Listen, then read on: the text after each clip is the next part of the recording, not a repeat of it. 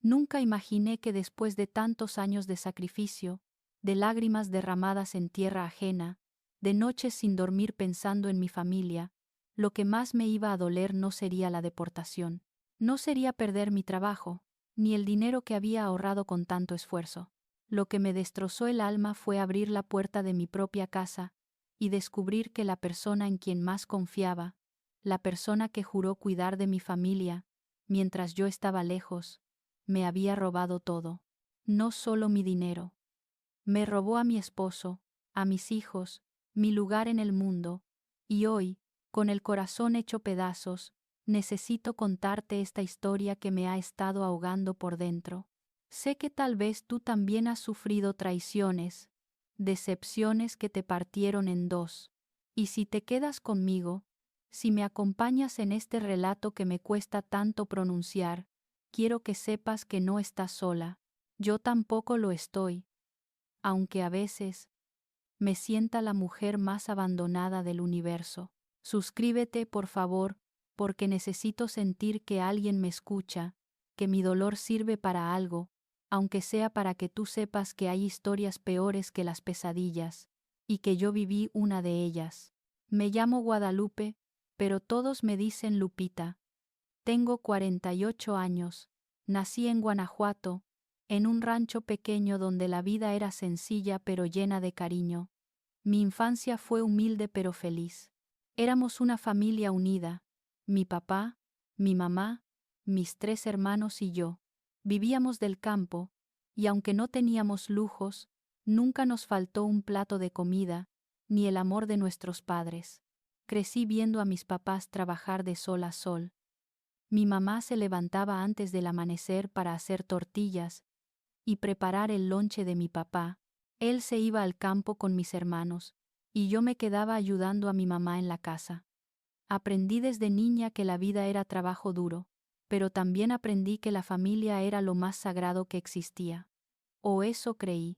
Cuando tenía 18 años conocí a Fernando.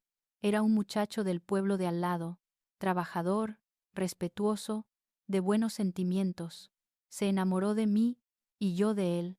Nos casamos al año siguiente en una ceremonia sencilla en la iglesia del rancho. Mi papá lloró ese día, y mi mamá me abrazó fuerte diciéndome que cuidara mucho mi matrimonio, que el hombre que uno escoge, para toda la vida, debe ser tratado con respeto y amor. Fernando y yo nos fuimos a vivir a León, donde él consiguió trabajo en una fábrica de zapatos. Yo me quedaba en casa, y pronto llegaron nuestros hijos. Primero Diana, luego los gemelos Alan y Adrián. Mi vida giraba en torno a ellos. Eran mi mundo entero. Verlos crecer, escuchar sus risas, abrazarlos antes de dormir. Eso era mi felicidad. Pero la felicidad no dura para siempre cuando el dinero no alcanza.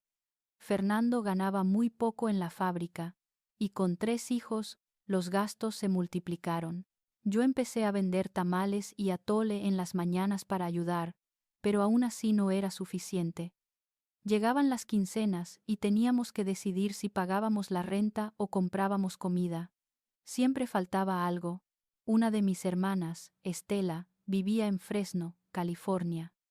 Llevaba años allá, trabajando en el campo, en la pizca de uvas y fresas. Cada vez que hablábamos por teléfono me contaba cómo era la vida allá, cuánto se ganaba, las oportunidades que había. Me decía que si yo me animaba a irme, en un año podría juntar lo suficiente para construir una casa propia y poner un negocio. Al principio no le hacía caso. ¿Cómo iba a dejar a mis hijos? ¿Cómo iba a separarme de Fernando? Pero conforme pasaba el tiempo y la situación se ponía cada vez más difícil, la idea empezó a meterse en mi cabeza como una astilla que no podía sacar. Un día, mi hijo Alan se enfermó. Tenía fiebre altísima y no paraba de llorar. Lo llevamos al doctor, y nos dijo que necesitaba unos estudios urgentes. Cuando nos dieron el precio, Fernando y yo nos miramos con desesperación. No teníamos ese dinero, tuvimos que pedir prestado, empeñar cosas, humillarnos tocando puertas. Esa noche, mientras veía a mi hijo dormir con fiebre, Tomé la decisión más difícil de mi vida. Le dije a Fernando que me iba a ir a Estados Unidos. Él se puso furioso, me dijo que cómo se me ocurría, que las mujeres no debían andar solas por ahí, que era peligroso, pero yo ya lo había decidido. Le prometí que solo sería por 2 años, 3 máximo, que juntaría dinero, regresaría, y nunca más tendríamos que pasar esas angustias. Lloramos juntos esa noche. Nos abrazamos fuerte, y él finalmente aceptó. Me dijo que él cuidaría de los niños, que yo no me preocupara, que todo estaría bien. Y yo le creí con todo mi corazón. El problema era quién iba a cuidar de los niños durante el día, porque Fernando trabajaba de 7 de la mañana a 7 de la noche. Mi mamá ya estaba muy grande y enferma, no podía. Mis hermanos vivían lejos. Fue entonces cuando Estela, mi hermana, me dio una idea que en ese momento pareció perfecta. Que le pidiera a mi cuñada Rocío, la hermana de Fernando. Rocío era soltera. No tenía hijos. Y vivía sola en un departamento pequeño. Siempre había sido cariñosa con mis niños, los consentía mucho.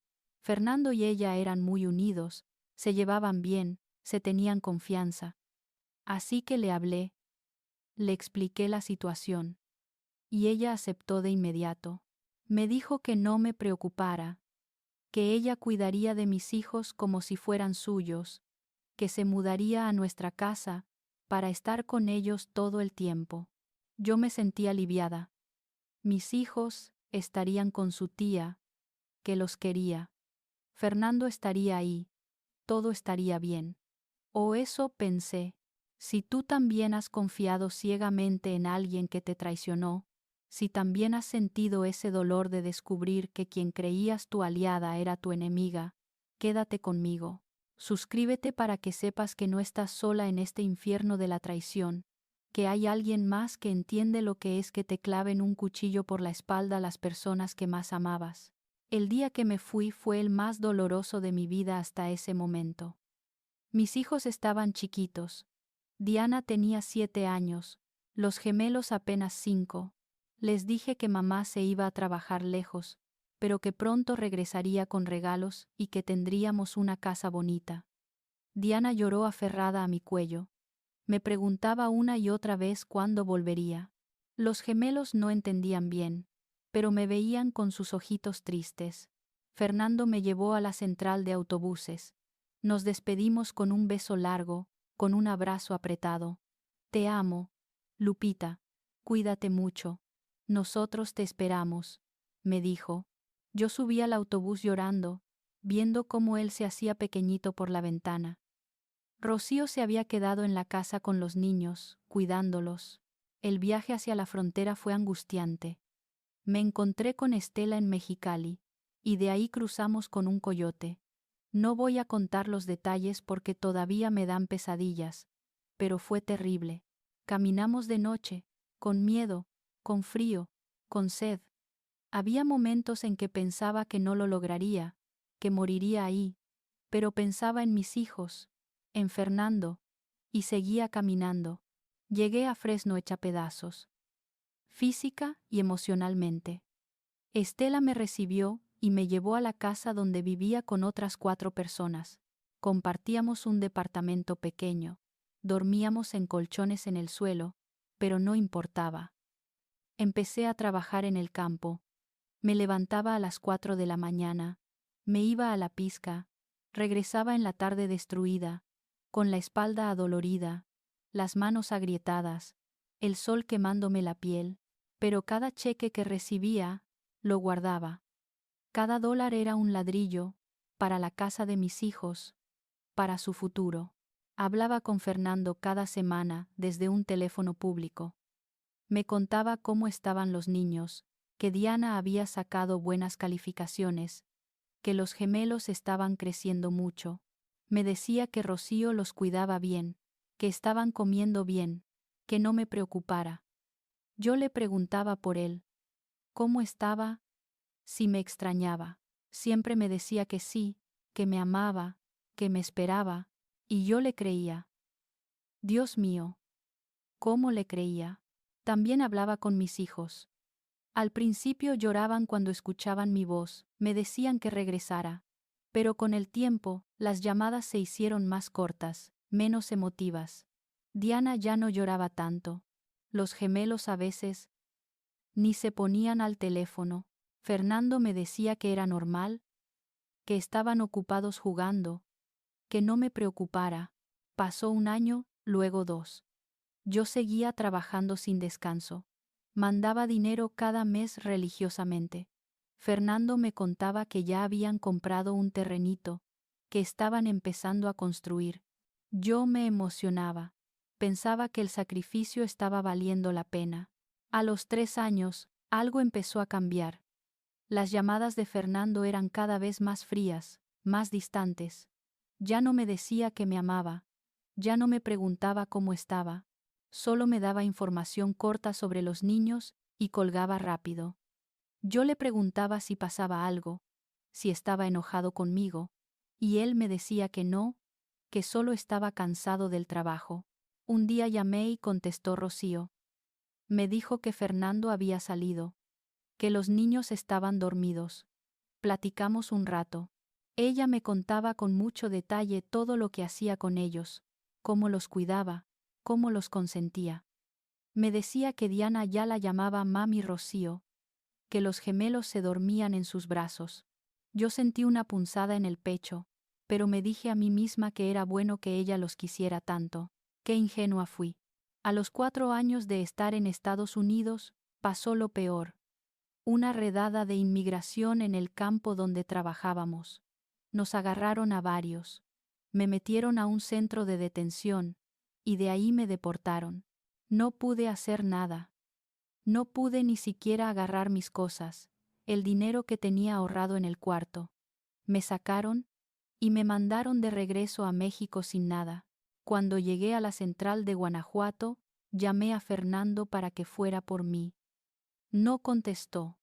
Llamé varias veces. Nada. Finalmente, llamé a Rocío. Ella contestó y se quedó callada cuando le dije que me habían deportado, que estaba en México, que necesitaba que me recogieran. Me dijo con una voz extraña que le avisaría a Fernando.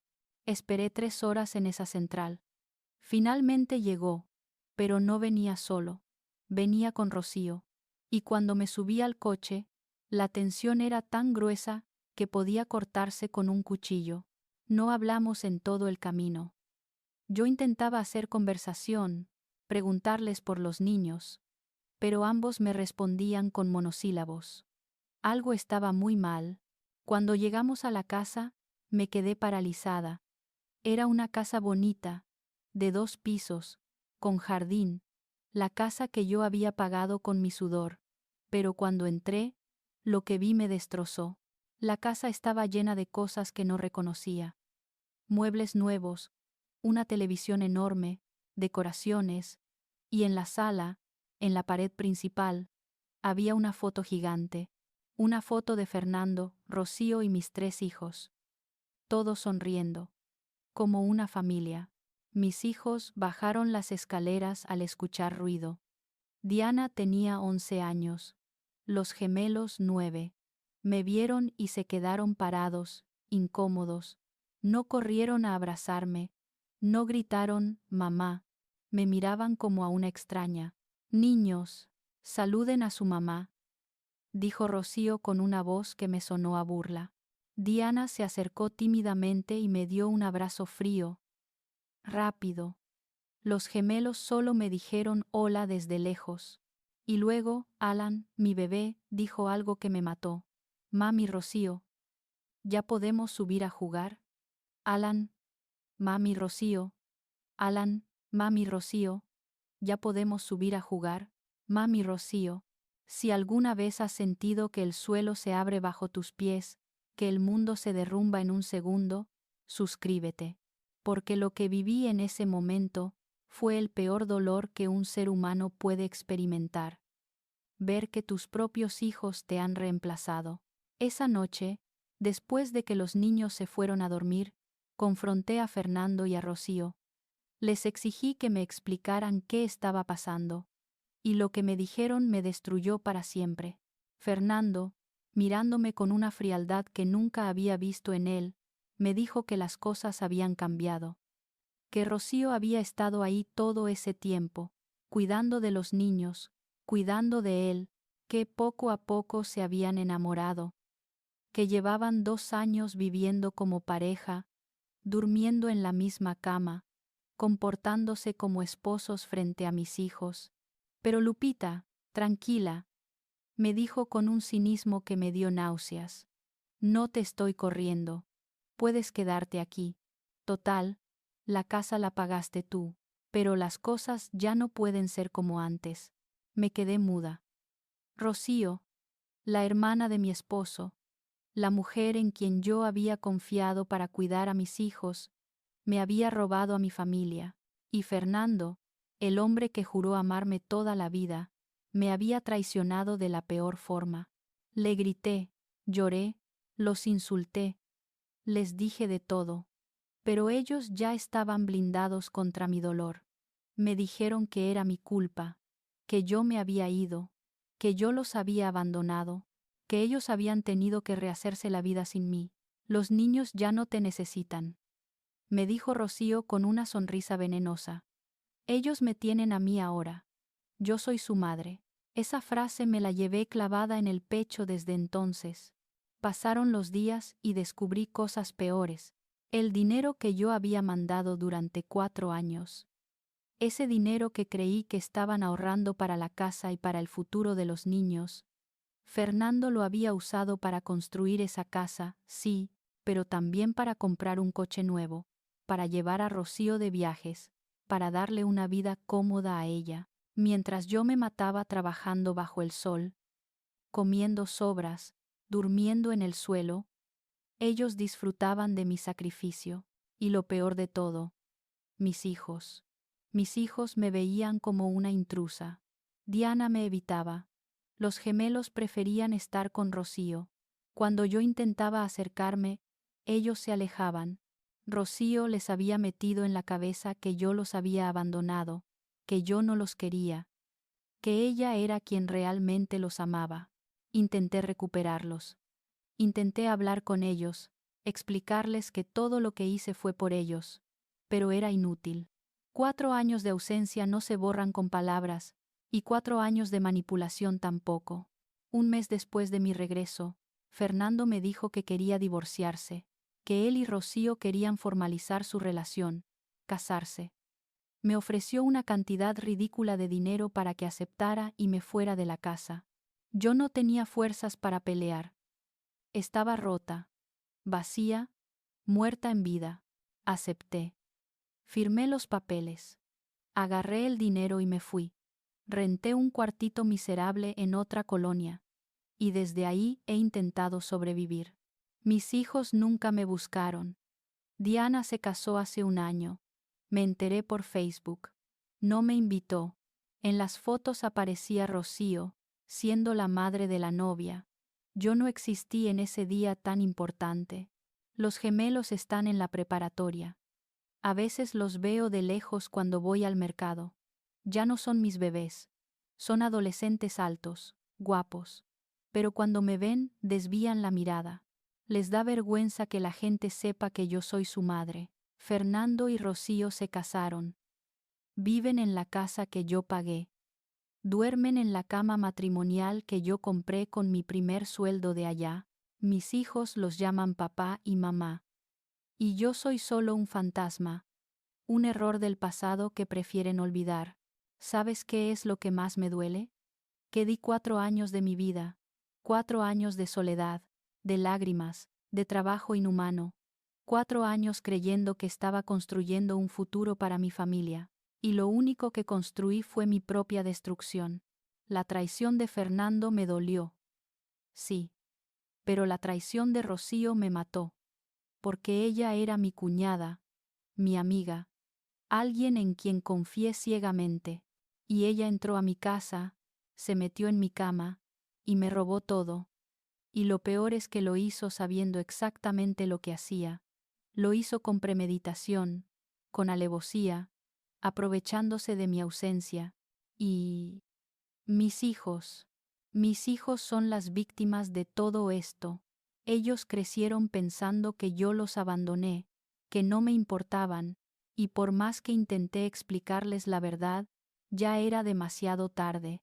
El veneno ya estaba dentro de ellos. Suscríbete si esta historia te ha roto el corazón como a mí me lo rompió vivirla. Porque necesito que sepas que no estoy pidiendo lástima. Solo necesito que alguien entienda que no todas las que nos vamos somos malas madres, que muchas veces, las que más amamos, somos las que más perdemos. Hoy vivo sola, trabajando limpiando casas. El dinero que Fernando me dio se acabó hace meses. Sobrevivo día a día, cargando con este dolor que me come por dentro. He pensado 1000 veces en acabar con todo, pero algo dentro de mí se aferra a la esperanza de que algún día, aunque sea uno solo de mis hijos, entienda la verdad y venga a buscarme. Pero ese día no llega. Y cada vez estoy más convencida de que nunca llegará. Lo que más me atormenta en las noches es pensar en todas las señales que ignoré, las llamadas cada vez más frías de Fernando. El hecho de que Rocío siempre contestaba el teléfono, la forma en que ella me describía con tanto detalle cómo cuidaba a mis hijos, como si quisiera restregarme que ella estaba ahí y yo no. Debía haberme dado cuenta. Debía haber regresado antes. Debía haber luchado más por mi familia. Pero ya no puedo cambiar el pasado. Solo puedo vivir con este arrepentimiento, con esta culpa, con este vacío inmenso que nada ni nadie puede llenar. A todas ustedes que están pensando en irse, que tienen a alguien cuidando a su familia mientras ustedes trabajan lejos, les digo, tengan mucho cuidado, no confíen ciegamente, no den por sentado que las cosas estarán bien solo porque ustedes están haciendo sacrificios, porque a veces, las personas más cercanas son las que te clavan el cuchillo más profundo. Yo confié. Yo creí. Y pagué el precio más alto que una mujer puede pagar. Perdí a mi familia entera, en manos de la persona en quien más confiaba. Esta es mi historia. Este es mi infierno. Y aunque duela contarla, necesitaba sacarla. Necesitaba que alguien supiera que detrás de cada migrante deportada hay una historia de dolor, de traición, de sueños rotos. Gracias por escucharme. Gracias por no juzgarme. Y si conoces a alguien en una situación parecida, abrázala fuerte. Dile que no está sola, porque este dolor, esta traición, es algo que solo quienes lo hemos vivido podemos entender. Yo soy Guadalupe, la mujer que sacrificó todo por amor y perdió todo por confiar. Y esta es mi verdad, mi condena, mi cruz que cargo cada día hasta que Dios decida llevarme con él.